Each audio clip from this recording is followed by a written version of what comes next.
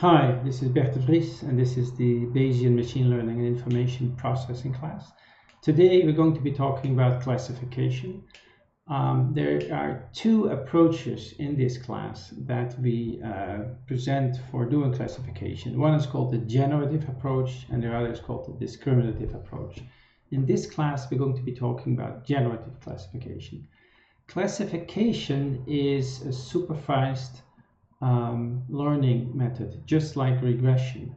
And actually, just like regression, we have the same kind of problem statement, namely learn the probability of the output given the input, just like in regression. However, in classification, these outputs, these response variables, are defined on a discrete alphabet. And in the classification parlance, we call them classes. And in the classification parlance, rather than inputs, we often say the features. So this is a map from features to classes rather than from inputs to outputs. There are two approaches to building this model. One way is to build this model directly, just like we did in regression, and we'll do that in the next class. That's called discriminative approach to classification. Another way is to build a joint model, P, X, Y, over inputs and outputs, or features and classes, but build this model as a product of a prior on PY and a distribution of the features given the class. And then once we have built this model in this way, we can use Bayes' rule to compute the posterior for the class given the inputs. Now, this is often quite doable because let's look at an example. Here's an example of a classification problem. Let's say we have apples and peaches, and we measure roughness of skin and the color of the skin, and we call them x1 and x2. So there are two features, the roughness on the x-axis here and the color on the y-axis. And these dots, or these let's say these red pluses, are instances of apples, and of course the location in the plane indicates the feature. And these blue crosses are instances of peaches. And assume now that this data set is given and that you are asked the question, now what is the probability that this new point here, this black point, that it is an apple? Given the features, right? So given x1 is, 2.4, and x2 is around 1.5. So what we need to do is build a model for this data set and use that model to classify this new point. And if I look at the data, just at the spread of these points, if I just look at the red dots, then I can say, well, given the class, given that I have apples, this looks almost like a Gaussian distribution, right? So here is sort of the mu, the mean, and then you have these sort of equal probability contours as sort of like ellipses going around here. So P of x given y is not so hard to come up with a model for that. And in this generative approach, that's exactly what we want. We want to build a model for P of x for the inputs given that I am in a particular class. And we need to come up with a probability distribution for the class, a prior. Well, if this is your data set, it's not so difficult to come up with a prior either, right? What you can do is just count the number of blue observations divided by the total number of observations. And that's sort of your prior for that you are going to get a peach in the next draw, right? So if your data is sort of like this, then this generative approach is a very appealing approach. And in this class, we're going to do this. We're going to work this out. So what we do in this class is we're going to say the probability distribution of x of n is here again, counts the instances, counts the data, given that I am in class K, is going to have a Gaussian distribution with a particular mean and a particular distribution. The mean, of course, is very much dependent on the class.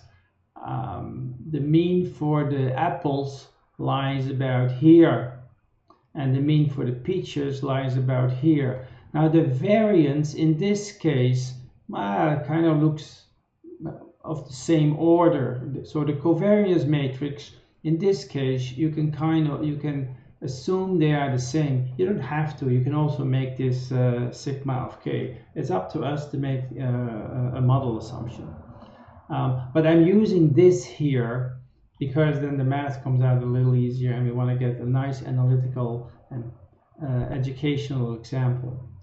And for the prior, well, we use a categorical distribution. So we're just going to say the prior that I hit class K is pi k, and if I have two classes, then pi 1 plus pi 2 equals 1, right? Or it's so the sum of these pi k's, of course, is also always going to be 1.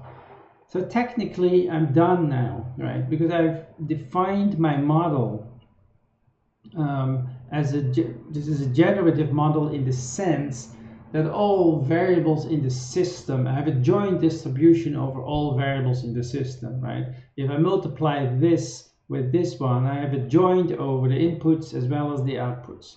So I can draw samples, and with those samples I can generate sort of synthetic data points that have both an input or a feature and a class label. That's why it's called a generative model. I can generate new data with it.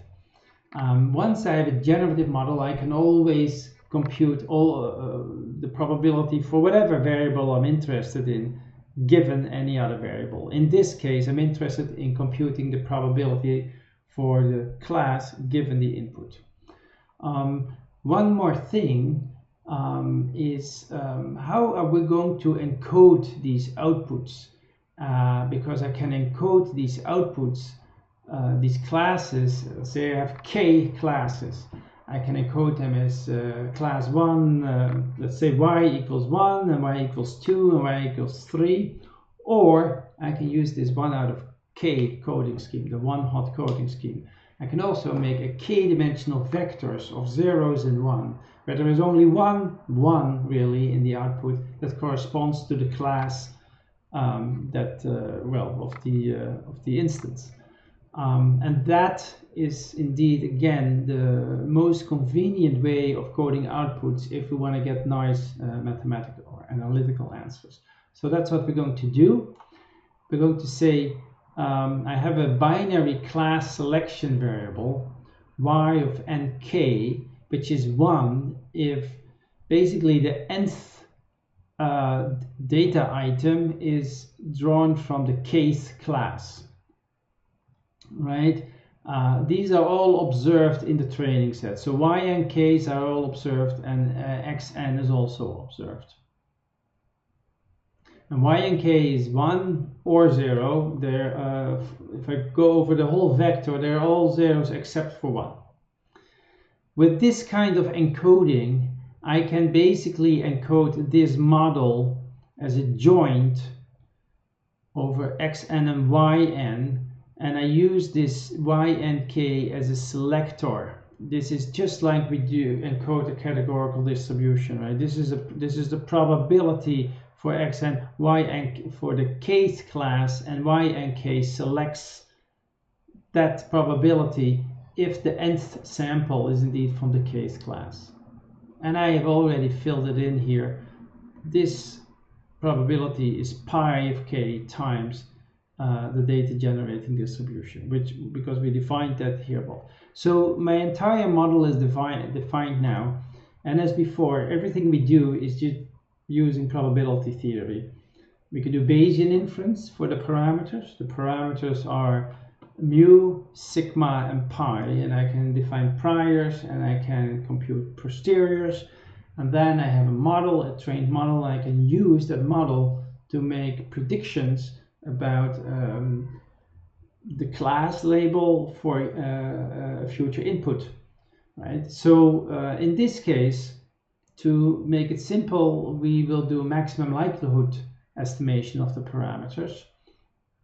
And the reason is that if we write out the log likelihood for a big data set, so a data set means I'm going to have to multiply now all these instances, the probability for, I have to multiply this probability for px, n, y, n, overall capital N observations.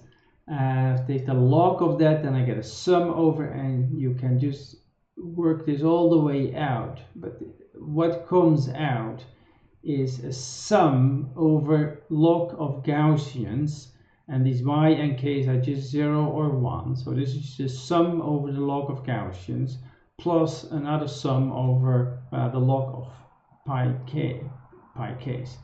It turns out, if we go back now to our Gaussian distribution class, that learning these parameters, mu k and sigma k, we've done that before. And this, as you will see, if you go back to the multinomial class, this is exactly the log likelihood when we do multinomial distribution estimation. So we've done this before, and we can just plug in immediately the maximum likelihood answers. And so that's what we do then in this classification class.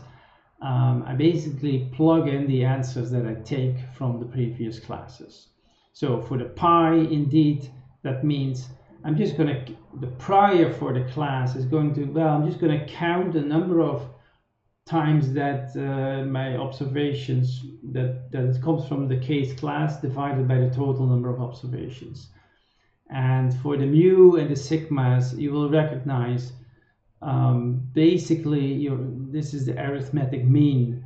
Y and k here only selects the xn's that come from the case class. So this is going to be now the mean for the case class, and we can do the same thing here for sigma. So we've trained the model, and now we need to apply it as before, right? Every question can always be posed as a conditional probability distribution. Learning can be posed as the probability for my parameters given my data, and prediction, the probability for the class given my observation, given my input, given the data. Okay, as before, we extend now the conversation. We introduce the model and the model parameters. So this is just according to the sum rule, all right? This is just reverse marginalization. The data generating distribution times whatever I know about my parameters. Now in this case, I've used maximum likelihood estimation. So I have a spike at theta hat. And that means that this just simplifies to the data generating distribution, where I can substitute the maximum likelihood distribution. Now, this posterior for the class, given the input, we can now use Bayes' rule. Right? In the beginning, I said that the plan here is let's make a joint in this way, class prior times data generating distribution, and then we use Bayes' rule to come up with the posterior. So let's do that here. Let's do that here. This posterior is the class prior times the data generating distribution, divided by, well, the normalizer for Bayes' rule, but we don't need it because it's not a function of ck. And I just plug in now my prior here and my likelihood, and I multiply it all out, and I'm going to get an analytical answer. It's going to be a normalized exponent of a linear function of the features. And the parameters of this linear function, this is just a reparameterization of the parameters that we learned. Beta k is a function of the parameters of the Gaussian, and gamma is also a function of mu, of sigma, and of pi. So basically, this is my answer. I have now a posterior probability. And so for this problem, and we've encoded that, we could just encode this problem, right? And then we can compute the posterior probability that this is actually an apple, and it turns out it's going to be 0.811. That's the answer. That's all, really. What you see here is a line in this graph. This is the probability that what we call a discriminant function. The probability that it's an apple is a half there, and the probability that it's a peach is also a half. And it's interesting to see because what's in the exponent here is a linear function of the features. You can actually work out, but I'll let you do that the discrimination boundaries are lines. And it has to do with the fact that we chose the covariance matrix for the both classes the same. If they're not the same, then they're going to be a parabola. But doesn't matter. It's, in a sense, it just comes out the way it comes out. The interesting thing about this whole approach is the strength of the Bayesian technique. You only really are asked to come up with a model proposal for how the data is generated. You come up with a proposal that's saying, well, I assume that this is distributed as a Gaussian. I assume that this is distributed as a Gaussian. From there on, everything kind of is just application of probability theory. It all works out by itself. If your assumption, your model assumption is simple enough, and it is when you're taking Gaussians, you can actually work out the whole thing analytically. You don't have to come up with a very smart classification algorithm. It just works out by itself. I think that is the interesting thing. It's always the same recipe. You don't need to be a great algorithm designer. You just need to come up with good proposals for models, which may be it may be difficult, but generally it's a more methodological approach than just being asked, oh, design a classifier from scratch, right? This approach kind of works out by itself. Okay, so I advise you to read through these notes, these lecture notes. Come up with questions, please submit them, and let's talk about them in class. And then next time we're going to talk about the other approach, discriminative classification.